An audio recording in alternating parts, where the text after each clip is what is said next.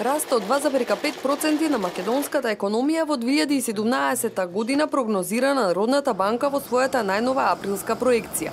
Ревидираната надолна проекција во однос на онаа во октомври, кога беше предвиден раст од 3,5%, е резултат на политичката криза која продолжи во 2017 година.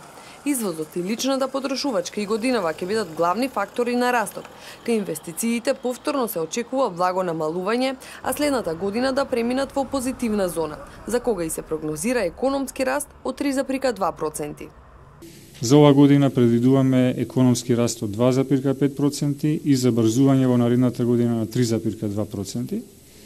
Ова е надолна корекција во однос на октомвриските проекции и причините се во очекувањата и во она што до сега го говорев за окружувањето. Очекувањата за инфлацијата во однос на октомвриската проекција се исти, 1,3% годинава и 2% во 2018 година. Во однос на трговскиот дефицит, прогнозите се тој да се движи на нивото во претходните 7 години, од околу 2% од бруто домашниот производ. Има благи надолни корекции кај депозитите кои ќе имаат пораст од 4,2%, што се должи на политичката криза, додека кај кредитите е предвиден раст од 5,6%. Банкарскиот систем, според Народната банка, е и натаму стабилен, ликвиден и високо капитализиран.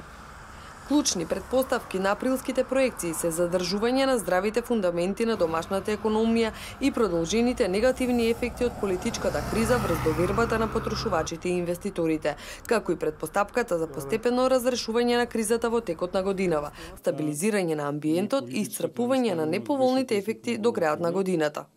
Во наредниот период можно е да видиме постепено намалување на политичката нестабилност, но се уште тоа е доста неизвестно. Ние претходните 2 години имавме политичка влада, меѓутоа немавме политичка стабилност.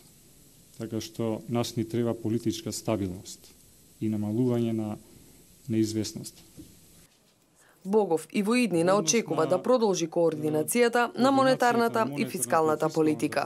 Значи, тие од обостран интерес се